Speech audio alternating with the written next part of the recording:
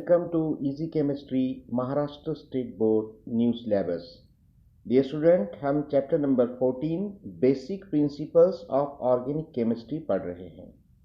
तो आज हम देखने वाले हैं drawing the molecules in 3 dimension. Molecule को आप 3 डायमेंशन में कैसे बताएंगे? बेटा, आपको मॉलिक्यूल लिखना कहाँ पर है? आपके नोटबुक में लिखना है, आपके पेपर पर लिखना है, बोर्ड पर लिखना है, ठीक है।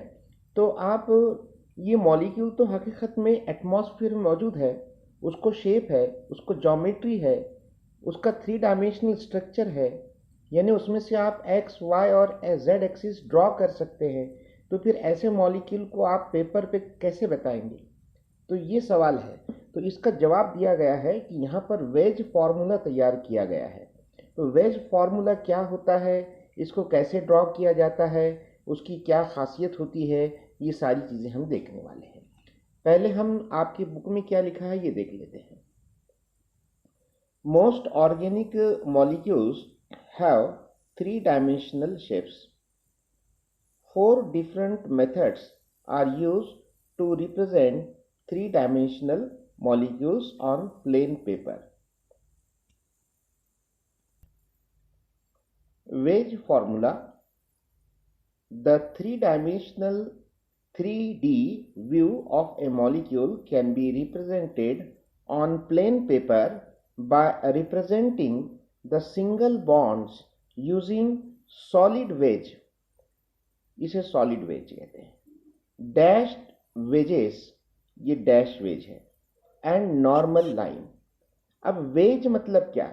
वेज मतलब इसको एक्चुअली लकड़ी का जो टुकड़ा होता है या कोई मेटल का टुकड़ा होता है, जो पीस ऑफ वुड और पीस ऑफ मेटल, तो उसका उस लकड़ी के पीस का एक सिरा थिक होता है और दूसरा जो सिरा होता है वो थिन होता है। एक एंड उसका थिक होता है, दूसरा एंड उसका थिन होता है। तो ऐसे लकड़ी के पीस को हम क्या कहते हैं? वेज। तो हम यहाँ पर ऐसे इमेजिन कर रहे हैं कि किसी भी ऑब्जेक्ट के अलग अलग पार्ट्स को सेपरेट करने के लिए हम ये लकड़ी के टुकड़े रखते हैं। यानी यहाँ पर ये बॉन्ड्स को ऐसे इमेजिन कर रहे हैं हम कि ये लकड़ी के टुकड़े हैं, इस तरह से। तो इसीलिए इसे वेज फार्मूला कहा गया है। तो चलिए, आपकी बुक में क्या लिखा है कि यहाँ पर कौन कौन से वेज यूज होते हैं। वेज को बच्चों हम लाइन भी कह सकते हैं। सॉलिड वेज यानी कि ये डार्क वाला, ये सॉलिड वेज है। उसके बाद डैश्ड वेजेस, ये वाला डैश वेज है। और उसके बाद नॉर्मल लाइन, ये नॉर्मल लाइन नजर आ रही है आपको, ठीक है। तो अब इसका मतलब क्या है ये हम देखते हैं कि इसका मीनिंग क्या है। A solid wedge is used to represent a bond projecting up from the paper towards the reader. Reader किसे कहा गया है? आपको कहा गया है, मुझको कहा गया है, मैं पढ़ रहा हूं या आप पढ़ रहे हैं, तो आपको रीडर कहा गया है। तो ये जो सॉलिड वेज है, जो सॉलिड लाइन है, ये लाइन का मतलब क्या है बच्चों? ये सॉलिड लाइन ये क्या बता रही है कि ये आपकी तरफ आ रही है, यानी पेपर में से बाहर निकल कर आ रही है। लेकिन किधर आ रही है? डायरेक्शन किधर है? आपकी तरफ आ रही है। यानी ये about the plane of paper या in front of the plane of the paper आ रही है, ठीक है। तो ये प्लेन के, पेपर के प्लेन के बाहर आ रही है और पेपर के प्लेन के सामने आ रही है, यानी आपकी तरफ डायरेक्ट है, ठीक है। उसके बाद dashed wedge. Dashed wedge is used to represent a bond going backward below the paper away from the reader. बेटा, ये जो है लाइन, ये डैश्ड वेज, ये जहाँ नजर आ रहा है आपको कार्बन और हाइड्रोजन के बीच का, तो ये जो है इस पेपर के बैक साइड में जा रहा है, पीछे जा रहा है, तो आपकी नजरों से दूर जा रहा है, इसलिए इसे क्या कहा गया? Backward, away from the reader, ठीक है। तो हम इसको below the paper of paper, below the plane of paper, और जो सॉलिड वेज है उसे क्या बोलेंगे हम कि above the plane of paper. चलिए आगे क्या लिखा है। Normal lines depict bonds in the plane of the paper. जो नॉर्मल लाइन है ये in the plane of paper है, ये पेपर के प्लेन के अंदर है, ना तो सामने है और ना ही पीछे है, ना ही अपवर्ड है ना ही डाउनवर्ड है, ना ही फ्रंट है ना ही बैकवर्ड है। तो यहाँ पर ये उसका मीनिंग है।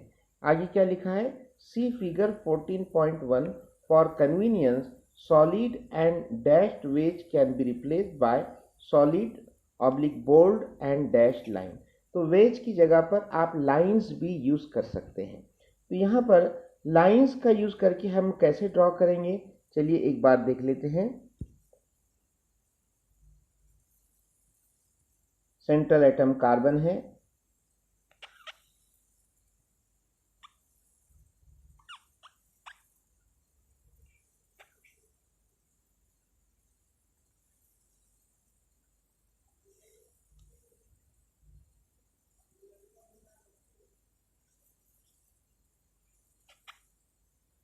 ये इस तरह से भी आप इसको बता सकते हैं।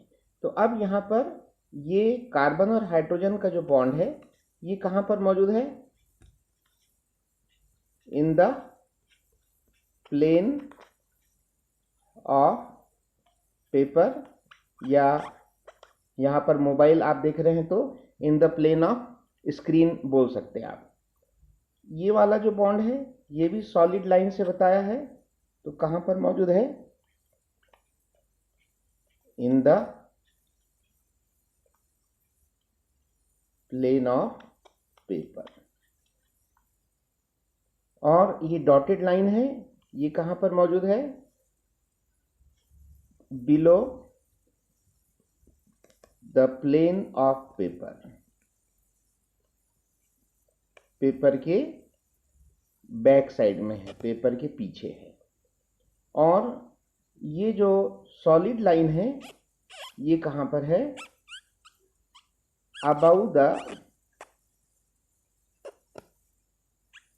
Plane of paper.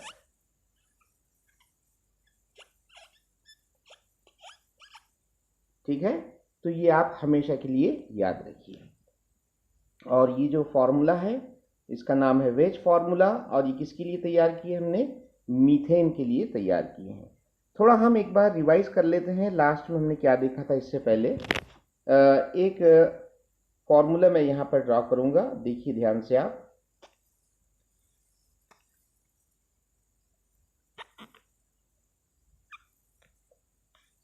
ये कौन सा फॉर्मूला नजर आ रहा है आपको, बोलिए। बिल्कुल सही बोल रहे हैं आप, ये जिगजैग फॉर्मूला है या बॉन्ड लाइन फॉर्मूला है। अब डियर स्टूडेंट, आपको इसको जो है काय में कन्वर्ट करना है, आपको इसका डैश फॉर्मूला तैयार करना है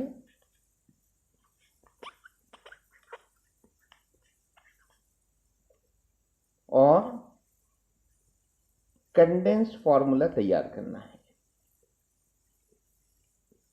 कंडेंस फॉर्मूला आप दोनों भी तैयार करेंगे, ए एंड बी। ठीक है, और एक मैं आपको देता हूं,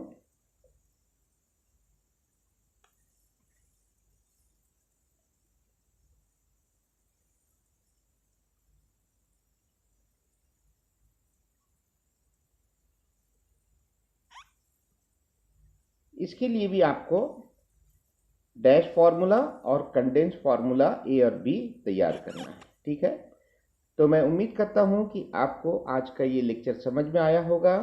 अगर आपको समझ में आया है तो आप कमेंट कीजिए, इस वीडियो को लाइक कीजिए और ज़्यादा से ज़्यादा शेयर कीजिए, और इस चैनल को सब्सक्राइब करना मत भूलिए। कल आने वाले वीडियो में हम बहुत ही इम्पोर्टेंट फार्मूला देखने वाले हैं जिसका नाम है फिशर प्रोजेक्शन फार्मूला। तब तक के लिए गुड बाय।